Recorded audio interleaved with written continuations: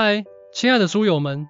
欢迎来到书海时光，一个为你每日推荐好书的心灵驿站。赶快关注我们，一起畅游书海，让阅读点亮每一天的精彩。大家好，今天我们要一起探讨一本深刻影响20世纪思想界的经典之作《逃避自由》。这本书由德意美籍心理学家、社会学家埃里希·弗洛姆 （Erich Fromm） 于1941年出版。弗洛姆是法兰克福学派的重要成员之一，他的作品融合了精神分析学、哲学和社会批判，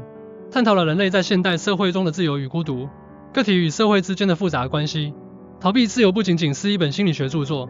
它更是一面镜子，映照出我们每个人在追求自由的过程中所面临的困境与挑战。弗洛姆在这本书中提出了一个令人深思的观点：自由并非仅仅是摆脱外在束缚，它还意味着面对内心的孤独与不安。许多人为了逃避这种自由带来的焦虑，选择了服从权威或融入集体，从而放弃了真正的自我。这本书的价值在于，它不仅揭示了自由的本质，还为我们提供了一种全新的视角去理解自我与社会的关系。通过阅读这本书，你将学会如何真正的拥抱自由，如何在纷繁复杂的世界中找到属于自己的方向。在开始深入探讨之前，我想先问大家一个问题：当你感到最自由的时候，你是否也曾感到过一种难以言喻的孤独？这种孤独感是否曾让你想要放弃自由，回到某种形式的束缚中？让我们来看一个历史上的例子。20世纪30年代，德国纳粹党崛起，许多德国人自愿放弃了自由，选择追随希特勒的集权统治。弗洛姆在《逃避自由》中分析到，这些人在面对经济危机和社会动荡时，选择了逃避自由带来的责任与孤独，转而寻求一个强大的权威来给予他们安全感和归属感。这种现象不仅发生在德国，也发生在世界各地，发生在我们每个人的生活中。自由的悖论，自由的双重含义。弗洛姆在书中首先提出了自由的悖论这一概念。他指出，自由具有双重含义：一是摆脱外在束缚的消极自由，二是实现自我潜能的积极自由。在现代社会，人们往往只关注前者，而忽视了后者。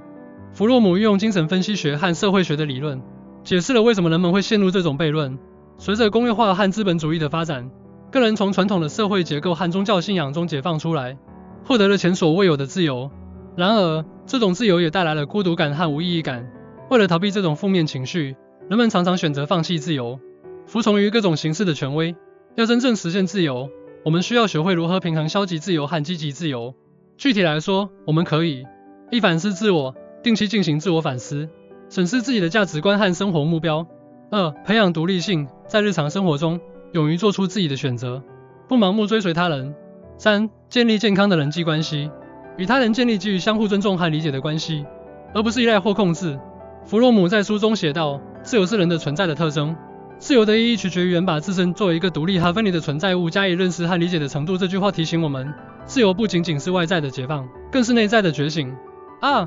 逃避机制，人们如何逃避自由？弗洛姆详细分析了人们逃避自由的3种主要机制：权威主义、破坏性和机械趋同。一、权威主义，通过服从权威来获得安全感和归属感；二、破坏性，通过破坏和攻击来表达对自由带来的焦虑和无力感；三、机械趋同，通过与他人保持一致，放弃自我，以获得社会的认可。了解这些逃避机制，可以帮助我们识别自身的行为模式，并采取积极的应对措施。一、识别权威主义倾向，反思自己是否在某些方面过于依赖权威，是否在面对权威时失去了自我判断。二、管理破坏性情绪，学习如何以建设性的方式表达愤怒和不满，例如通过沟通和协商解决问题。三、培养批判性思维，在面对社会压力和群体思维时，保持独立思考，不轻易随波逐流。弗洛姆指出，逃避自由并非一种理性的选择，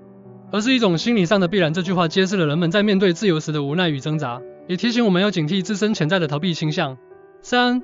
积极自由，实现自我潜能。弗洛姆认为，积极自由是实现自我潜能的唯一途径。他要求我们不仅要摆脱外在束缚，还要积极的创造和实现自我。积极自由的核心在于自我实现和创造性。弗洛姆借鉴了马斯洛的需求层次理论，认为自我实现是人类最高层次的需求。只有在积极自由的状态下，个体才能充分发挥自己的潜能，实现真正的自我。要实现积极自由，我们可以：一、设定明确的目标，为自己设定清晰、可实现的目标，并制定相应的行动计划；二、培养创造力和创新精神，在工作和生活中鼓励自己尝试新事物，勇于创新；三、保持开放的心态，对新的经验和观点持开放态度，不断学习和成长。弗洛姆在书中写道，积极自由意味着完全的存在，意味着个体在表达自己独特性的过程中，与世界、与他人、与自然合为一体。这句话激励我们勇敢地追求自我实现，在与世界和谐共处的同时，实现自己的独特价值。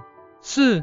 社会变革，构建一个自由的社会。弗洛姆不仅关注个体的自由，还探讨了社会变革的可能性。他呼吁建立一个以自由和人性为核心的社会。弗洛姆认为，一个自由的社会应该满足个体的基本需求，包括物质需求和精神需求。它应该提供安全感和归属感，同时鼓励个体的独立性和创造性。要推动社会变革，我们可以1. 参与社会活动，积极参与社区活动和社会公益事业，为构建一个更自由、更公正的社会贡献力量。2. 倡导人性化的政策，支持那些促进社会公平和个体自由的政策，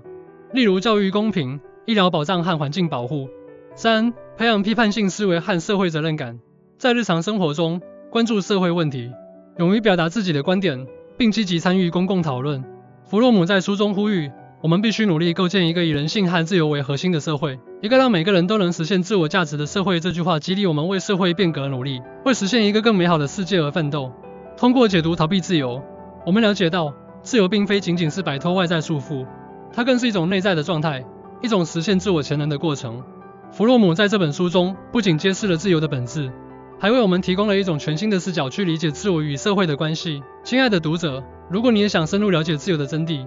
如果你也想在纷繁复杂的世界中找到属于自己的方向，那么我强烈建议你阅读《逃避自由》。这本书将引导你反思自我，识别自身的逃避机制，并最终实现积极自由。谢谢大家的聆听，希望你们在阅读《逃避自由》的过程中，能够获得启发和力量。